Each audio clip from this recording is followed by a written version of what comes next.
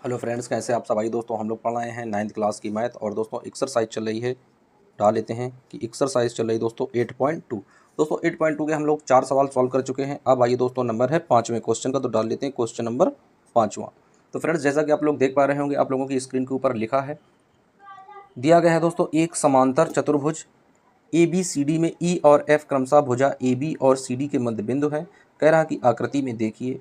फिर कह रहा कि दर्शाइए कि रेखाखंड AF और EC विकर्ण BD को समत्रिभाजित करते हैं। दोस्तों क्या समत्रिभाजित यानी 3 भागों में बांटते हैं, एक दो की बात नहीं दोस्तों, क्या है समत्रिभाजित करते हैं।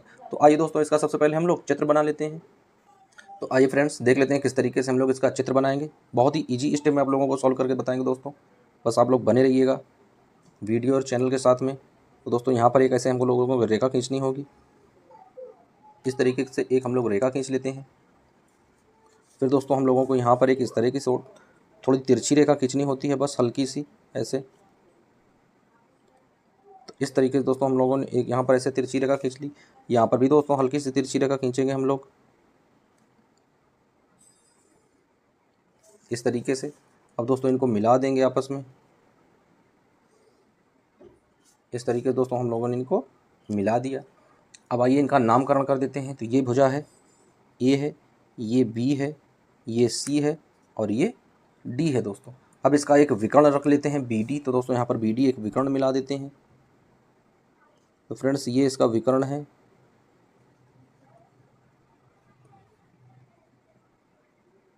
इसका एक विकर्ण दोस्तों बना दिया हम लोगों ने BD।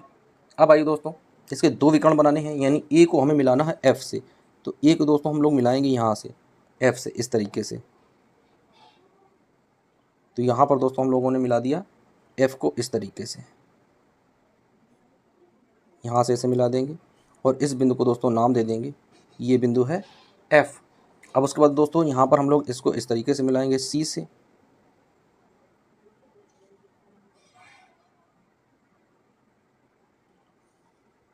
इस तरीके से दोस्तों मिला देंगे और इस बिंदु को नाम देंगे E। तो ये बिंदु हो गया दोस्तों E। तो इस तरह से आकृति बनी हुई है। अब आइए दोस्तों, बढ़ते हैं इस सवाल के सॉल्यूशन की तरफ। दोस्तों जैसा कि आप लोग देख पा रहे होंगे, आप लोगों की बुक में इसी तरह से दोस्तों आकृति बनी हुई दी गई है। आकृति देखकर हमें इस क्वेश्चन को सॉल्व करना है। तो दोस्तों आइए सबसे पहले हम लोग देख लेते हैं भाई क्या दिया गया है। तो फ्रेंड्स सबसे पहले तो हमें यही दिया गया है कि एक समांतर चतुर्भुज ABCD है। लिखेंगे एक समांतर चतुर्भुज, एक समांतर चतुर्भुज है। एक समांतर चतुर्भुज ABCD है।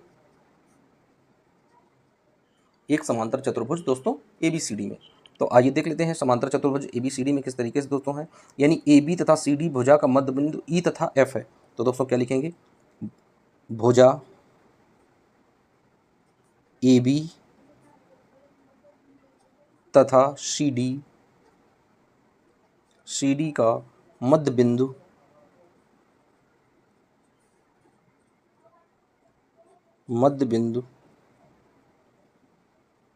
क्रमशः E तथा F है। E तथा F है। फिर दोस्तों लिखेंगे क्या बनाएंगे कि यानी AE बराबर 1/2 AB के हो जाएगा इस तरीके से। और CF बराबर 1/2 CD के हो जाएगा इस तरीके से। और दोस्तों ये बन जाएगा इक्वेशन नंबर 1। दोस्तों क्या बन जाएगा, ये बनेगा हमारा इक्वेशन नंबर 1। अब आइए फ्रेंड्स आगे की ओर बढ़ जाते हैं। आप लोग चित्र देखते रहिएगा, उसके साथ में हम लोग सवाल सॉल्व करते रहेंगे। फिर दोस्तों हम लोग देखेंगे कि चतुर्भुज ABCD क्या है, एक समांतर चतुर्भुज है। तो दोस्तों क्या लिखेंगे, ABCD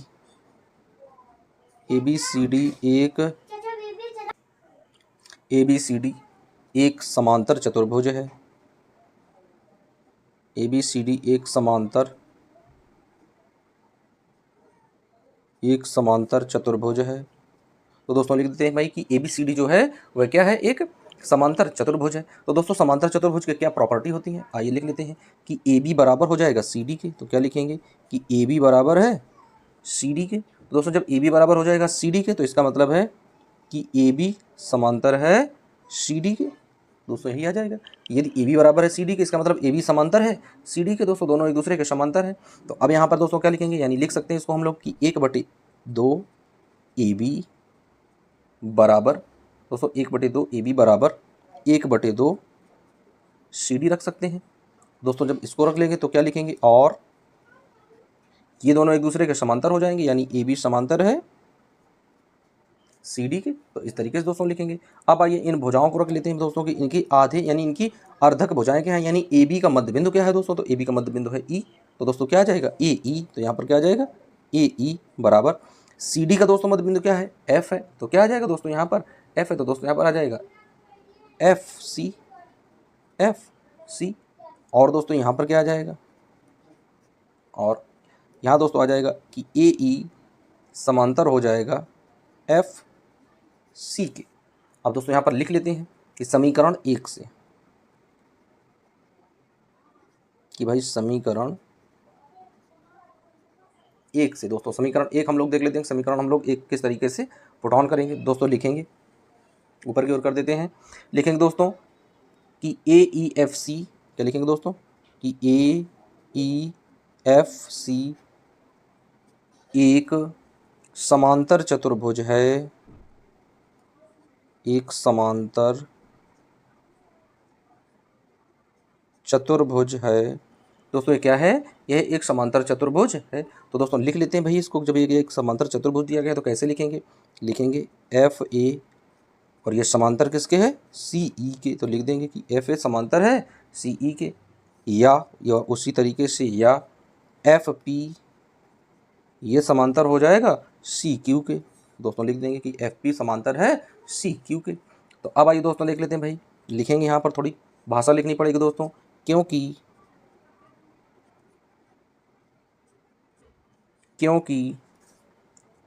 F P F A का ही एक भाग है, ही एक भाग है, और सी क्यू सी ई का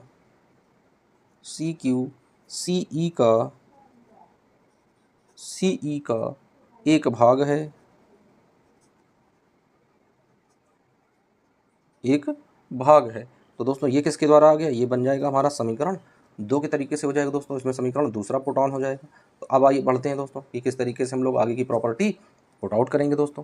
तो अब क्या आ जाएगा, यानी हम लोग जानते हैं कि त्रिभुज की एक भुजा के मध्य बिंदु से खींची गई रेखा तीसरी भुजा को समद्विभाजित करती है, क्योंकि दोस्तों ये बात हम लोग जानते हैं। तो जो चीज़ जानते हैं उसको हम लोग रेड पेन से लिख लेते हैं। तो दोस्तों क्या लिखेंगे कि हम जानते हैं, इसलिए हम जानते हैं कि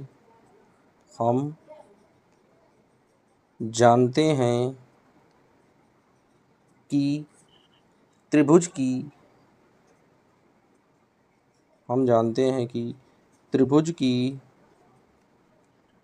एक भुजा के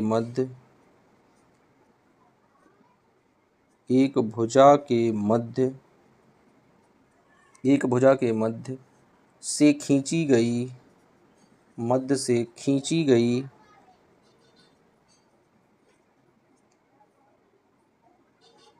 भुजा के मध्य से खींची गई रेखा तीसरी भुजा को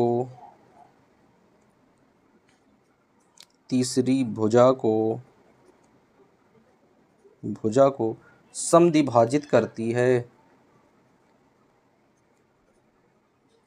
समद्विभाजित करती है। तो ये बात दोस्तों हम लोग जानते थे कि भाई एक त्रिभुज की एक भुजा के मध्य से खींची गई रेखा तीसरी भुजा को क्या करती है, समद्विभाजित कर देती है। अब आइए दोस्तों आगे बढ़ते हैं।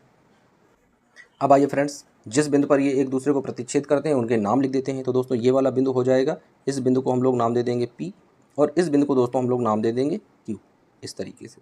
तो अब आइए दोस्तों त्रिभुज कर लेते हैं। तो क्या लिखेंगे, त्रिभुज डी सी क्यू, क्या लिखेंगे दोस्तों, डी सी क्यू में। तो दोस्तों कौन कौन सी है, यानी डी है, सी है और क्यू है, यानी इस वाले त्रिभुज की बात हो रही दोस्तों, इस वाले त्रिभुज की। तो क्या लिखेंगे, त्रिभुज डी सी क्यू में, क्या लिखेंगे दोस्तों, डी सी क्यू में भुजा भुजा सी डी का मध्य बिंदु, सी डी का मध्य बिंदु एफ है। दोस्तों सी डी का मध्य बिंदु क्या है, एफ है, तो दोस्तों एफ लिख लेंगे। तो अब जब एफ है तो दोस्तों क्या बन जाएगा, बन जाएगा पी एफ, पी एफ, और ये समांतर हो जाएगा सी क्यू के। तो पी एफ समांतर हो जाएगा सी क्यू के। दोस्तों क्वेश्चन में लिख देते हैं समीकरण 2 से, क्या लिखेंगे, समीकरण 2 से। तो ये आ गया दोस्तों समीकरण 2 से। अब आइए फ्रेंड्स पढ़ते हैं कि यदि भुजा डी क्यू का मध्य बिंदु पी है, दोस्तों क्या लिखेंगे, डी क्यू का मध्य बिंदु पी है। तो यहाँ से लिखेंगे, थोड़ा ऊपर बढ़ा देते हैं इस तरीके से, क्या लिखेंगे फ्रेंड्स, यदि भुजा डी क्यू, यहाँ पर दोस्तों देख रहे हैं डी से क्यू, और डी से डी क्यू के बीच का बिंदु क्या है, पी है। तो दोस्तों क्या लिखेंगे, यदि भुजा डी क्यू का मध्य बिंदु पी है, दोस्तों क्या है, यदि मध्य बिंदु पी है तो फिर क्या हो जाएगा, आइए देख लेते हैं कि जब मध्य बिंदु पी बन जाएगा तो दोस्तों हो जाएगा डी पी बराबर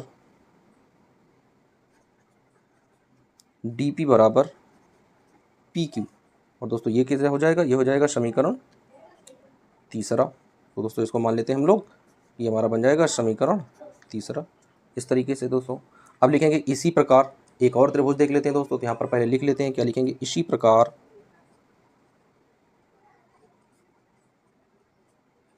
इसी प्रकार त्रिभुज ए बी क्यू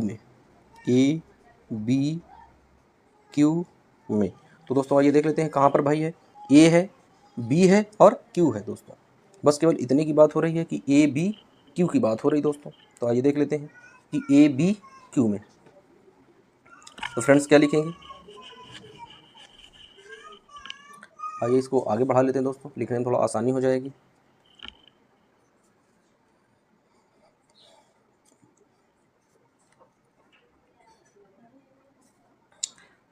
लिखेंगे दोस्तों ए बी भुजा, क्या लिखेंगे दोस्तों,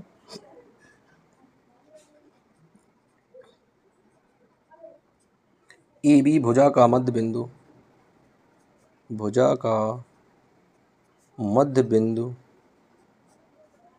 ई है। ए बी भुजा का मध्य बिंदु दोस्तों क्या है, ई है। तो ई क्यू बराबर ए पी, ई क्यू बराबर दोस्तों क्या हो जाएगा, ए पी हो जाएगा। आगे बढ़ते हैं, बी पी भुजा का मध्य बिंदु क्यू है, क्या लिखेंगे दोस्तों, बी पी भुजा का मध्य बिंदु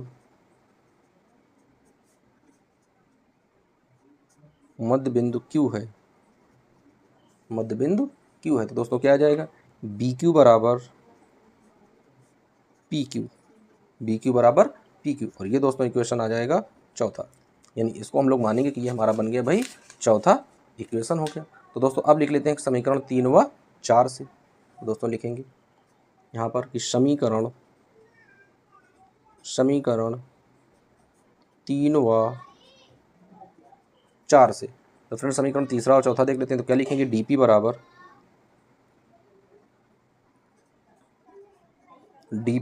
पी क्यू बराबर बी क्यू, ये हो जाएगा। और दोस्तों इसको हम लोग मान लेंगे कि ये समीकरण 5वां बन गया, जब इन सभी चीज़ों को दोस्तों हम लोगों ने मिला दिया। तो आइए मान रख देते हैं दोस्तों। तो क्या आ जाएगा, बी डी बराबर, इसलिए बी डी बराबर B Q plus P Q plus D P. तो अब दोस्तों क्या आ जाएगा, तो यहाँ पर आ जाएगा, ये बी क्यू है तो ये बी क्यू के बराबर हो जाएगा। तो क्या लिखेंगे, बी क्यू प्लस, ये भी बी क्यू के बराबर है, B Q plus B Q, यानी ये तीनों भुजाएं बी क्यू के बराबर हो जाएंगे दोस्तों। फिर क्या आ जाएगा, अब 3 बार है तो आ जाएगा 3 बी क्यू। तो दोस्तों यहाँ पर रख लेते हैं, क्या आ जाएगा, यानी बी डी बराबर 3 बी क्यू। तो दोस्तों जब हमें मान निकालना होगा बी क्यू का, जब मान निकालेंगे तो क्या आ जाएगा, ये 3 इसके नीचे आ जाएगा। यानी दोस्तों क्या आ जाएगा कि 1/3 बी डी बराबर बी क्यू। ये भुजा दोस्तों आ जाएगी यहाँ पर जब हम लोग इसको करेंगे इस तरीके से। और दोस्तों यही हमसे पूछ रहा था, तो क्या लिखेंगे, समीकरण 4वां। तो दोस्तों इसे मान लेते हैं कि ये इक्वेशन हो जाएगा हमारा 6वां। तो दोस्तों अब आइए अंत में देख लेते हैं समीकरण 5वां 6 से। क्या लिखेंगे दोस्तों, समीकरण 5वां 6 से। दोस्तों समीकरण 5वां और 6वां देख लेते हैं भाई, क्या आ जाएगा। तो दोस्तों आ जाएगा कि dp बराबर, क्या दोस्तों, dp बराबर pq बराबर, अब दोस्तों यहाँ पर क्या लिखा है, BQ का मान दिया गया है, तो दोस्तों BQ का मान रख देते हैं। तो दोस्तों BQ का मान क्या है, 1/3 BD, यही दोस्तों मान दिया गया है। तो इस तरीके से हम लोगों ने मान नोट कर लिया। तो दोस्तों ये क्या आ जाएगा, यही हमसे पूछ रहा था क्वेश्चन। तो आइए, समत्रिभाजित हो गया दोस्तों, कितने भागों में बढ़ गया, 3 भागों में। तो यहाँ पर दोस्तों लिख लेते हैं, क्या लिखेंगे कि dp बराबर PQ बराबर BQ बराबर 1/3 BD। तो इस तरीके से दोस्तों यही हमें सिद्ध करना था। तो लिख देंगे भाई, प्रूव्ड, कितने भागों में बांट दिया, 1/3, यानी कह रहा था कि क्या समत्रिभाजित होते हैं, तो बिल्कुल होते हैं। उसी को दोस्तों हम लोगों ने क्या किया, समत्रिभाजित सिद्ध कर दिया। तो आई होप फ्रेंड्स आप लोगों को समझ में आ गया होगा। अब आइए दोस्तों हम लोग बढ़ेंगे नेक्स्ट क्वेश्चन की ओर। तो दोस्तों उसको हम लोग सॉल्व करेंगे नेक्स्ट वीडियो में। जब तक के लिए दोस्तों बने रहिए वीडियो चैनल के साथ। जय हिंद।